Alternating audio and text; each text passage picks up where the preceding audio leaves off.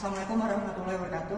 Perkenalkan, nama saya Iksan Jahartanto dengan NPI 11210023. Perkenalkan, nama saya Muhammad Hanif Bayaki dengan NPI 1112100151. Di sini kami akan memaparkan materi dari Bapak Edi Wahyudi dengan mata kuliah Hukum Administrasi Negara. Baik, di sini saya akan menjelaskan tentang pengertian hukum administrasi negara.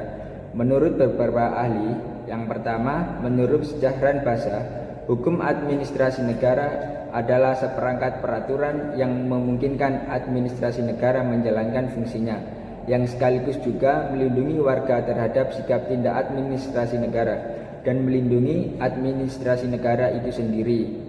Yang kedua, menurut Muhsan, HAN diartikan sebagai rangkaian aturan-aturan hukum yang mengatur cara bagaimana alat-alat perlengkapan negara menjalankan tugasnya. Baik, di sini saya akan menjelaskan tentang ruang lingkup HAN. Yang pertama, HAN berkenaan dengan kekuasaan eksekutif, namun pengertian kekuasaan eksekutif tidak sama dengan apa yang dimaksudkan dalam konsep trias politika.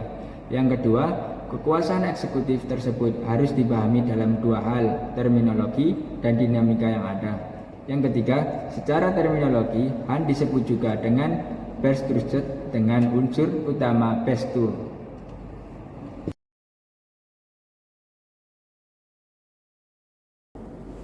Di sini saya akan menjelaskan tentang hukum administrasi negara dan hukum tata negara.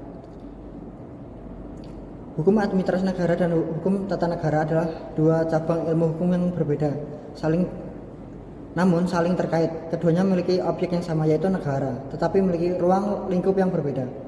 Hukum tata negara mengkaji negara dalam keadaan diam atau stuck and rust. Objek kajian meliputi konstitusi, bentuk negara, sistem pemerintahan, pembagian kekuasaan, dan lembaga-lembaga negara.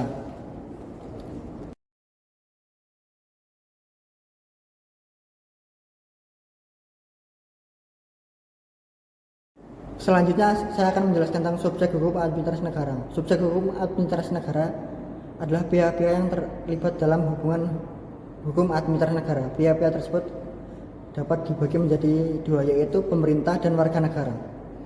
Pemerintah merupakan subjek hukum administrasi negara yang aktif. Pemerintah memiliki kewenangan untuk melakukan tindakan hukum administrasi negara.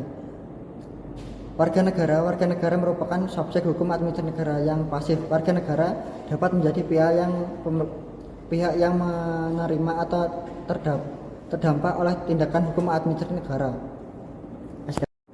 Selanjutnya saya akan menjelaskan tentang sumber hukum administrasi negara. Sumber hukum administrasi negara dapat dibagi menjadi dua, yaitu sumber hukum formal dan sumber hukum material. Sumber hukum formal adalah peraturan perundang-undangan yang mengatur hukum administrasi negara. Sumber hukum formal hukum administrasi negara di Indonesia adalah sebagai berikut: Undang-Undang Dasar Republik Indonesia tahun 1945, Ketetapan Majelis Permusyawaratan Rakyat. Sekian dari kami, semoga materi yang kita sampaikan bermanfaat bagi kita semua. Saya akhiri, wassalamualaikum warahmatullahi wabarakatuh.